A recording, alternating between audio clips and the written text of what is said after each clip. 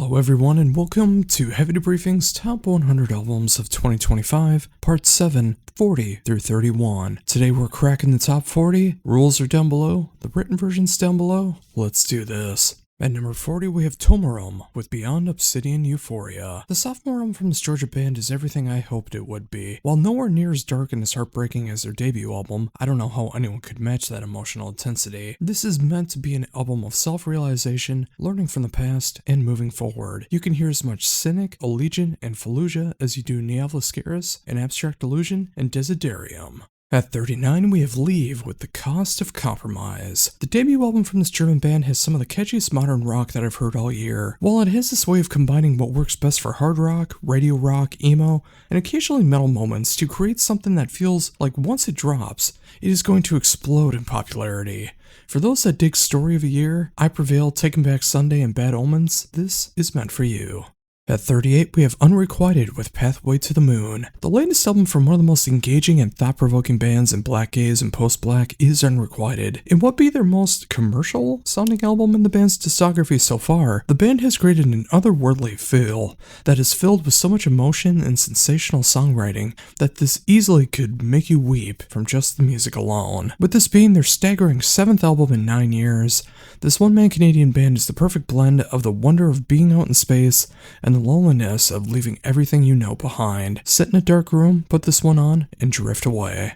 At 37, we have Oromet with The Sinking Isle. The sophomore album from the Sacramento band hits that sweet spot of funeral doom that couldn't feel more appropriate for this time of year. This duo has created 3 tracks over 43 minutes of some of the best funeral doom not only of this year, but some of the best of the genre. If you enjoy the likes of Deha's funeral doom albums, Bell Witch, and Mournful Congregation, this will become a new obsession for you.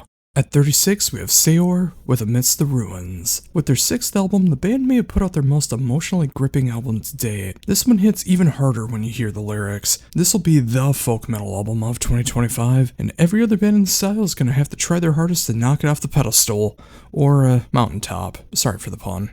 At 35, we have Omnium Gatherum with May the Bridges We Burn Light the Way. The band returns with their 10th album, and it's quite the statement. The band has taken their grand mix of Melodeath, occasional genre bending, more clean vocals, and the catchiest songwriting they can accomplish and created an album that hits every era of the band while still forging towards the future. This is some of the finest Melodeath of the year, and you're not going to find much better this year than Omnium Gatherum. At 34, we have Visitant with Rubidium. The debut album from this Floridian band starring members of Abiotic and Accursed Creator is an album for the ages. Combining a passion of Melodeath, death metal, symphonic black metal, all rolled into one thing is not an easy thing to achieve without sounding like a hodgepodge, but the band does it and it sounds like it's done with magnificent ease. If you want a mix of Nagelfar, Arsis, The Black Dahlia Murder, and Opeth, check out Visitant. At 33, we have The Man-Eating Tree with Night Verses. Finally rising from the grave after a decade comes The Man-Eating Tree. A mix of gothic metal, Melodeath, and the occasional death doom is exactly what my sad boy senses need. Catatonia meets the goth era of Amorphous meets Entwine meets Sharon. One of the best goth metal albums of the year, and it's not even close. At 32, we have Saria with Last Burning Sun. The 4th album from the Swedish band is such a welcome and heart-wrenching display of Melodeath and metalcore. I can hear bands like Slowfall, In Mourning, and In Flames, but I can also hear Killswitch Engage and Unearth in the riffs that have me so intrigued, and it captures my past and present music in perfect harmony. If you enjoy the combination of Melodeath and metalcore, you'll want to check out Saria.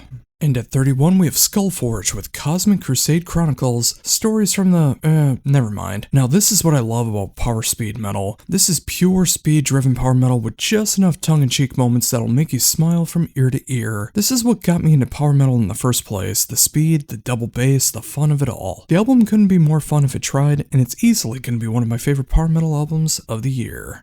And there you go folks, another 10 albums done for my top 100 albums of 2025. Albums 40 through 31. What'd you think? Did I pick out some good albums, some bad albums, anything you haven't heard before, anything that captured your interest? What do you think is going to be in the top 30? Please let me know down below. And of course, like, comment, share, subscribe, all of that good stuff. And come back tomorrow as we crack the top 30 with Heavy Debriefings Top 100 Albums of 2025, Part 8, 30 through 21. But until then, this is Josh Runquist saying, embrace the Skullet.